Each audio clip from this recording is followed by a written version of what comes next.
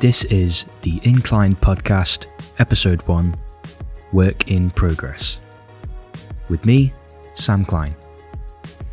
On this show, I talk about defining moments as I reflect on past experiences, leaning on travel and my background working on cruise ships as a source of, but by no means limitation to, inspiration. In the words of one of my current idols, Peter McKinnon, sometimes done is better than perfect. This is my first podcast episode, and it is just me sort of bleeding into my microphone. So I've decided that it doesn't have to be perfect. In keeping with the subject of this episode, I can allow it to be a work in progress, and accept that getting it to a point where I'm happy with it as my first attempt is good enough, as I've been wanting to do this podcast for over a year now.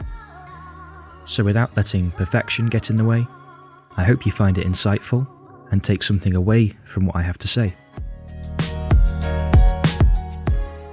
I know with every day we are getting more and more reliant on instant gratification, with social media limiting our attention spans further and further.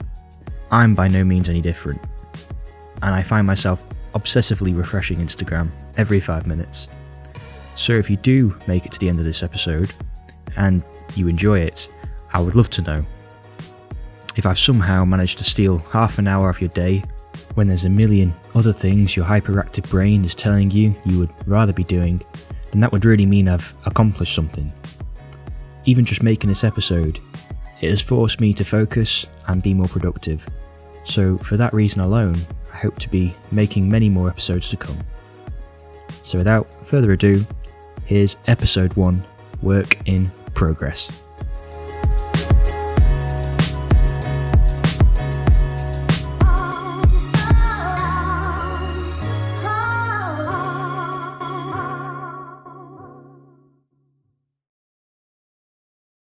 It was March 2019.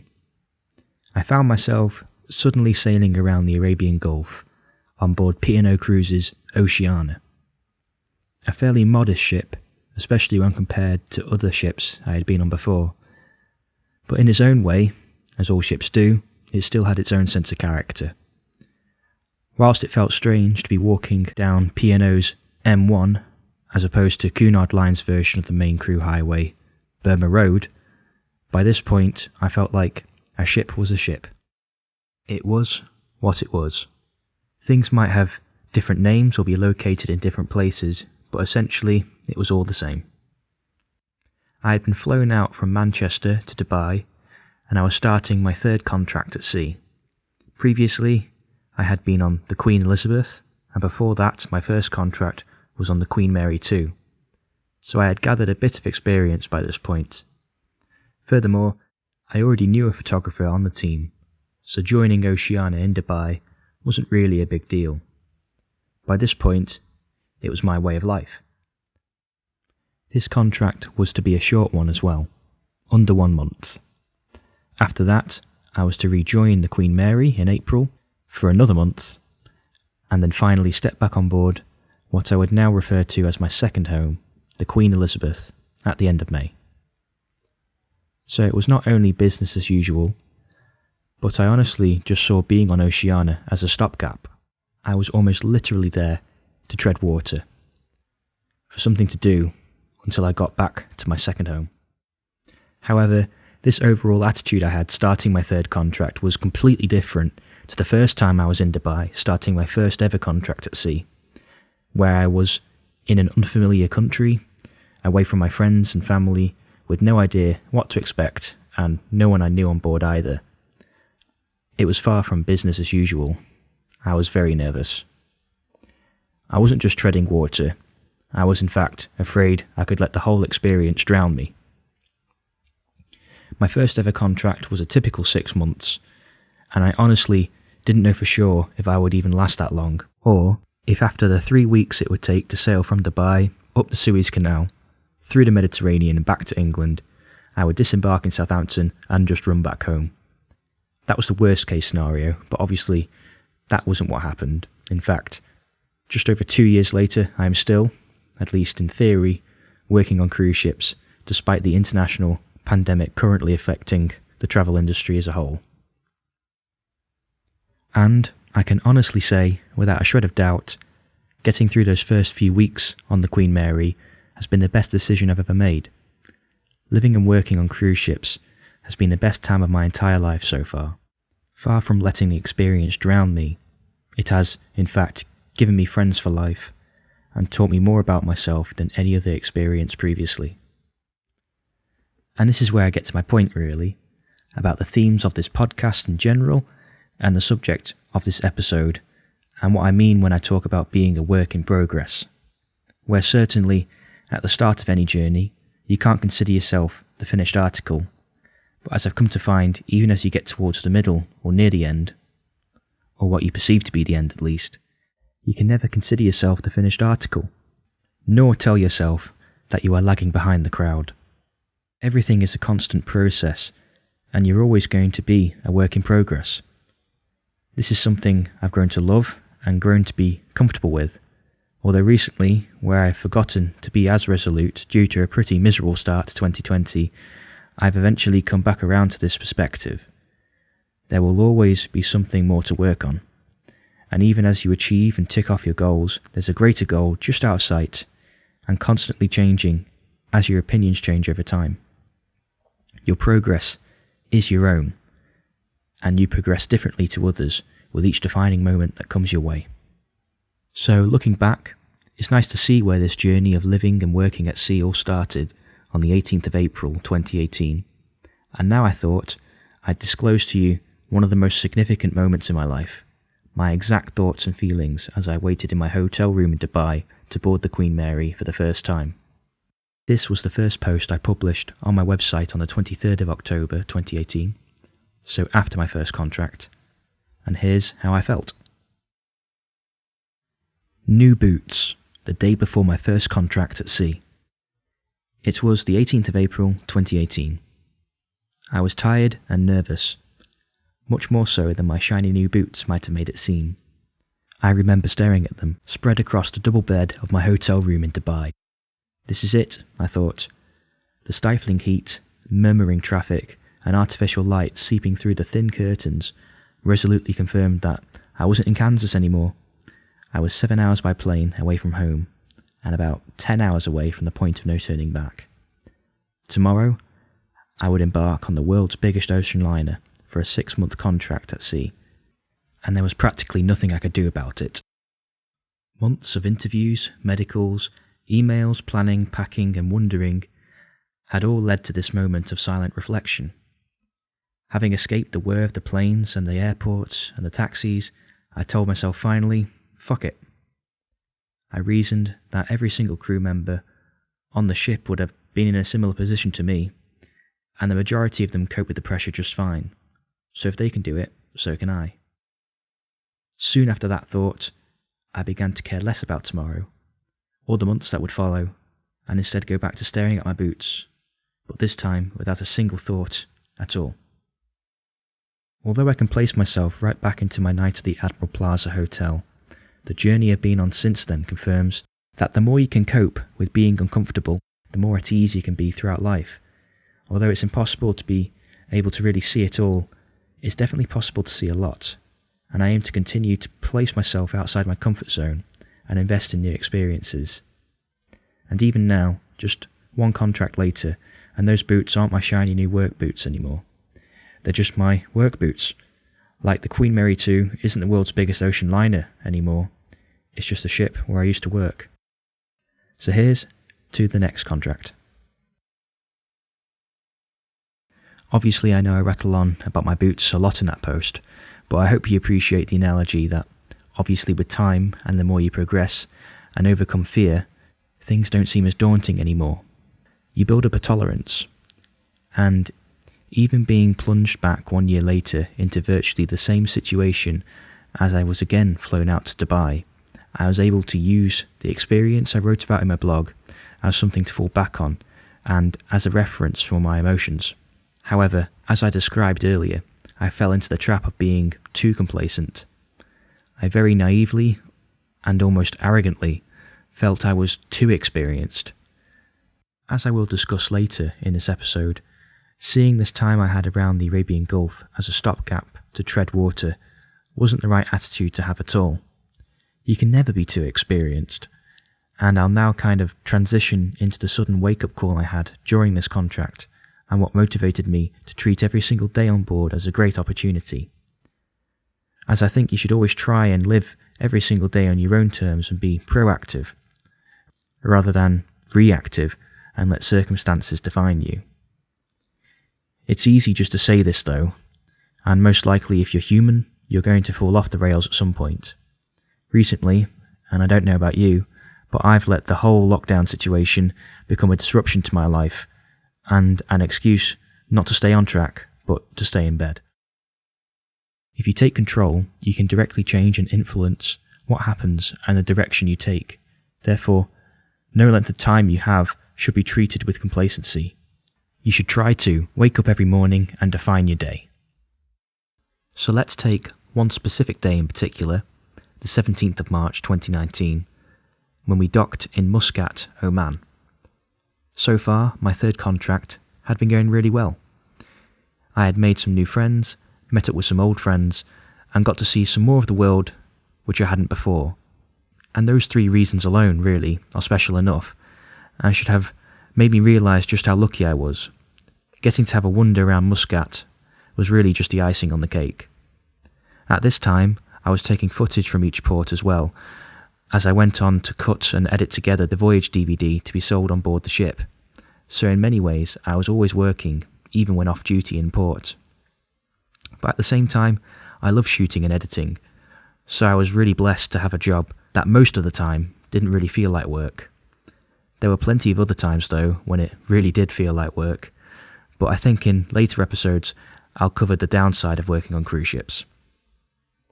That morning, disembarking the ship and walking off the gangway, one of the first things I noticed was a very large mural of the Sheikh presiding over the entire region. I had already felt his significance after seeing his 2 mega yachts docked with us in port, so it seemed apt, therefore, to have his face among some of the first things I saw. After a short bus ride to the nearest souk, I took out my camera and set out in a random direction. This is just one of the many things I miss about working on cruise ships, being able to set foot in a completely new part of the world and approach it with basically no expectations. Just simply let the day unfold and let the experiences unveil themselves to you naturally. There have been many times I've decided to get lost in port intentionally, and definitely on some occasions unintentionally too, and allow myself to get a real feeling for a place. This only really happens, I think, when you have absolutely no idea where you're going. And through this random selection of streets and alleyways, I happened to come across a distinctly yellow caution sign in front of a pile of rubble that had written on it in Arabic as well as English, "Work in progress." People were walking around it and taking no notice, but seeing the bright yellow sign and the message it read caught me a little off guard, and it really spoke to me. It was an introspective moment as I was in amongst a swarm of tourists and locals moving around me. There I was, I suddenly thought, 23 years old, making a living as a photographer, travelling the world, standing in Oman with my dream camera and lens in my hand. If on my 22nd birthday you had told me that that would happen, I wouldn't have believed you. So I knelt down to take a photo, probably attracting weird looks from people passing by, but I didn't care. It was significant to me. And I loved the picture I shot. Obviously, with this being a podcast, you can't necessarily see the photo, but if you're tuning in on YouTube, I'll show you the picture now. It doesn't necessarily matter if you can see the photo anyway, as it's more about what it represents. So I'll describe it to you now, and the process behind taking it. It showed the crowd of people passing me by on either side, except for one random person who was taking a different route behind the sign. His movement is freeze-framed and mirrors almost exactly the pose of the anonymous stick person depicted on the sign in front of him, minus the shovel in hand. It was a complete accident I got him striding out at this exact moment. In camera, I didn't get his head in the picture, just his body from neck down, which I actually like. I like how this made him anonymous, just as much as the stick person painted in black ink on the yellow sign. It meant I could relate to it further, and project my own meaning onto the image.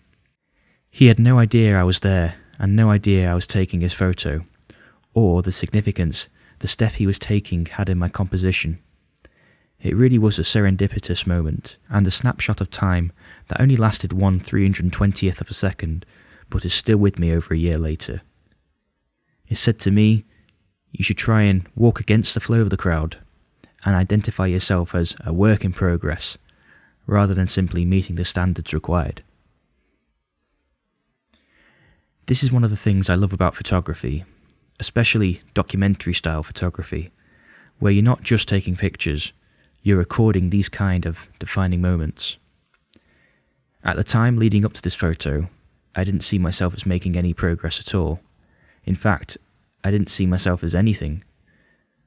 I was just cruising from place to place, yearning for something but not able to define it. I had become comfortable in the job and this fairly extraordinary lifestyle I was living, but was taking for granted. It was what it was. I think that day on the 17th of March 2019, I was able to wake up and realise actually it was something pretty special. It made me realise in order to feel truly fulfilled, I would sometimes have to allow a change of perspective. This all reminds me, funnily enough, of Mike Tyson's autobiography, The Undisputed Truth, which I read and confided in on board the Queen Mary 2 during my first contract. His legendary trainer, Cus D'Amato, deserves a book in his own right, and I'm sure he probably has one, I've just not read it, because the principles he passes on to a young Mike Tyson are among some of the most distinct values I've ever come across. It's honestly fascinating reading about their relationship and how this old man was able to relate to this troubled young teenager in such a way as to make him actually believe he was destined to become the heavyweight champion of the world and possibly the universe. One technique Cus made Tyson perform was a habit of repeating to himself in front of a mirror every single morning the words, "Every day, in every way, I'm getting better and better. Every day, in every way, I'm getting better and better." This is a form of optimistic autosuggestion, which I have since found out was popularised by a French psychologist, Émile Coué, and I've probably mispronounced his name. And from reading about the story of Mike Tyson and his success, I was convinced it must be a very effective method. So I tried it for myself, repeating the words over and over each morning in my cabin before going out to work. I didn't keep it up for long though, I have to admit, but that entire first contract I had a positive and aggressive mindset anyway, and many words and phrases swirling around my head to contend with enough. Another such phrase being, discipline equals freedom, as said by Jocko Willink of the Jocko podcast.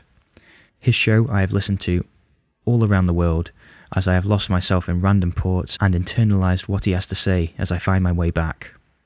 The Jocko podcast is probably the main reason why I've decided to try and start my own podcast.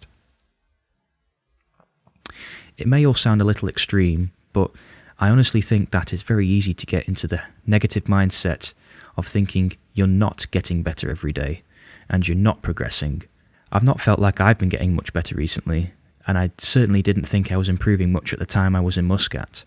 But that day made me realise, with the right mindset, you can see positives in any situation, even from just seeing random things in the street. If you decide to, you can view each day as a way of getting better and better, and this really made me appreciate the present and where I was in my life, and to stop taking what I was doing for granted. It made me actually kneel down and take a photograph. I think back to this moment whenever I feel down. And of course I wrote another blog post about it, which I'll read for you now. This was published on my site on April 10th, 2019, so after my contract on Oceania, and I think this sums up everything I've just said quite well. Work in progress. Progressing in a creative industry. Since about the age of 15, I've had a quote by Mark Twain stuck up on the side of my bedroom wardrobe. It reads, "Whenever you find yourself on the side of majority, it's time to pause and reflect." It's quite a famous quote. I was originally handed it during a school English lesson, and I really liked it. No one great ever got to where they did by following the crowd, and especially when you're young and you're at school and therefore firmly set within the crowd, I suppose everybody is searching for an answer, or at least an idea as to how they should break free. When I read it for the first time in class, this quote seemed to make things a lot simpler for me. Always question the majority. Especially recently, where everybody seems to be taking sides and latching on to specific factions for seemingly no other reason than a group identity. I find it kind of annoying to be told that one idea is better than the other. Things aren't that simple, and that should be simple to understand, surely. Mark Twain knew that, and by pausing to reflect, what he probably meant was that opinions change. If there has been a majority of opinion for any great length of time, I tend to think it's because any new ideas have been kicked back for fear of upsetting the apple cart. I love this analogy. You can literally hear the bright green apples bouncing along the pavement. So if you, for whatever reason, find yourself in line with the status quo, that's fine, but keep in mind that if you're in line for too long, you're probably not looking outside your circle of influence, or pausing to reflect. This is basically why I'm really starting to enjoy working on cruise ships. To quote myself recently from my Instagram, the wider your circle of influence and the more people you meet, the more you learn about yourself. Until one day, maybe, you can achieve a full 360-degree reflection of yourself and absolute clarity of who you are and what you want to bring to the world. Now let me just make one thing clear. I'm by no means trying to compare myself to Mark Twain by listing a quote of his alongside mine. But what I have found, by trying to do something different and living by his words, I have achieved a circle of influence I never thought I would have done, and absolutely zero steadfast opinions I can think of. I can't really take much credit for the travelling I have done though. Anybody can go and work on a cruise ship. But I do credit myself for taking that initial leap of faith in the first place, and I think that taking a leap of faith sometimes is paramount for anybody in the creative industry. I think most people would agree, being different in a creative field is a good thing. With nearly every picture I create and upload, I have put at least some effort into making it different from the last. Obviously by now I have my own ways of doing things, but they are exactly that. They are my ways of doing things.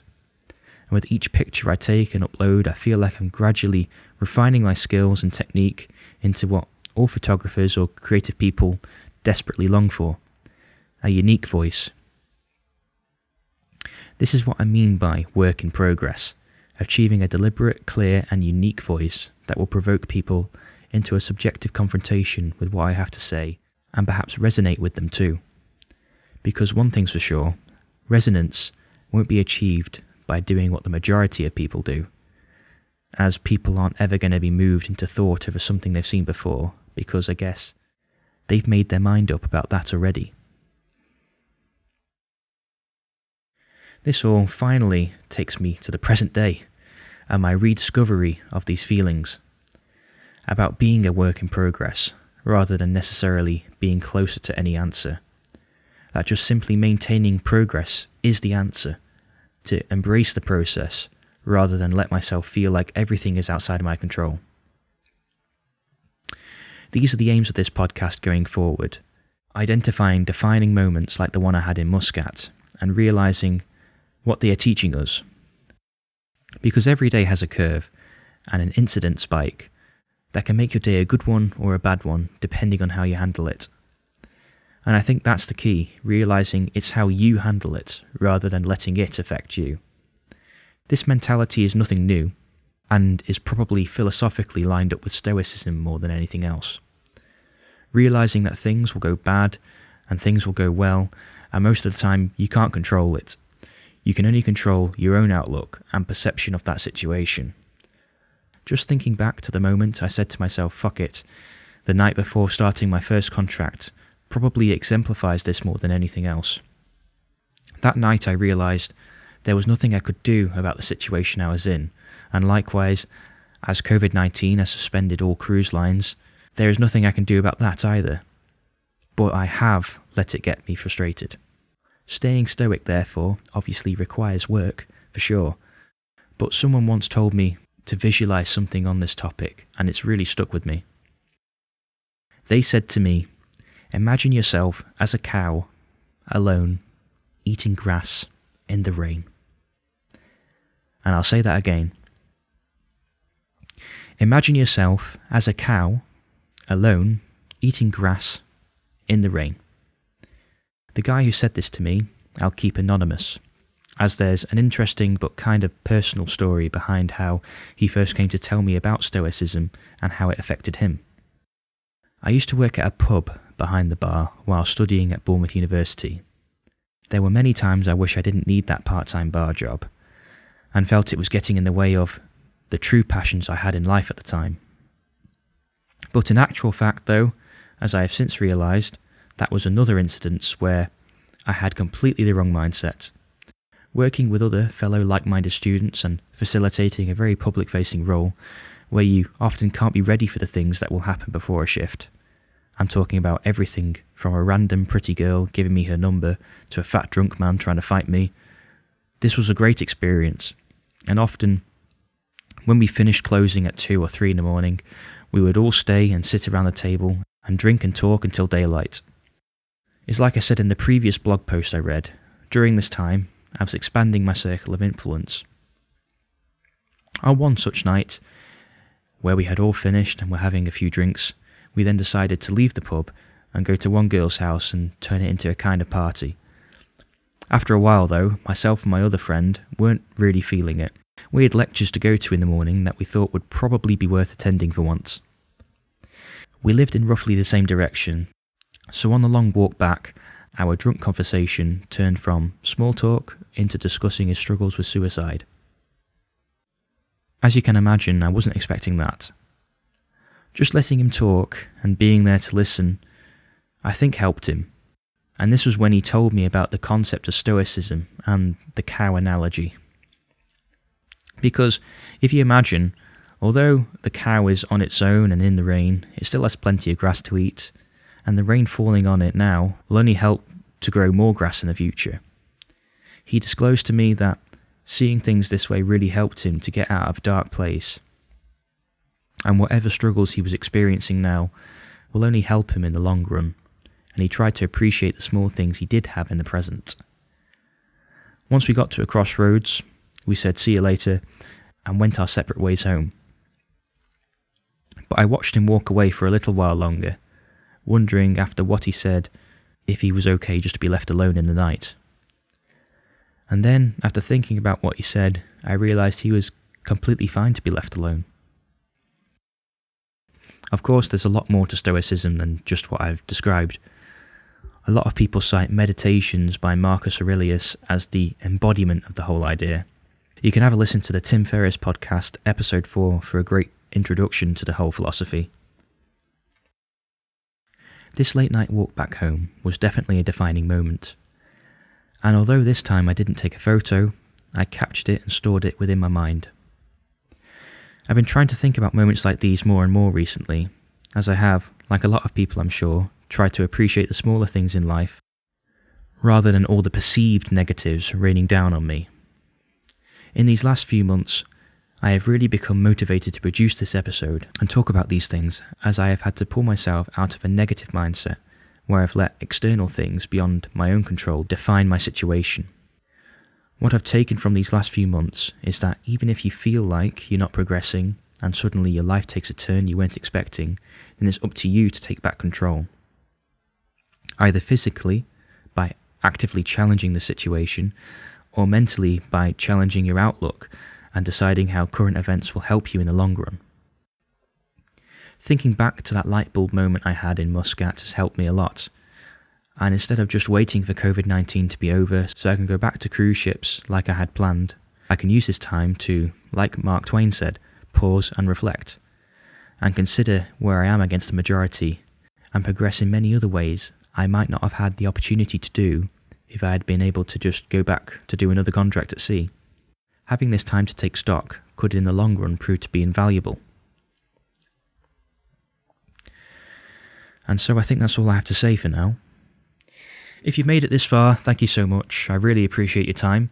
And if you've been anything like me recently, where you've let external things outside your control guide your feelings and emotions, it would really be great to hear your thoughts.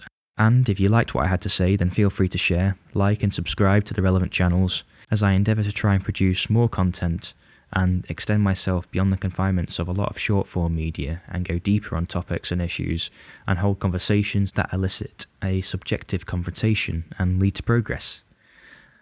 Because that's what I think it all comes down to, being a work in progress and allowing yourself that moniker rather than allowing yourself to simply plateau.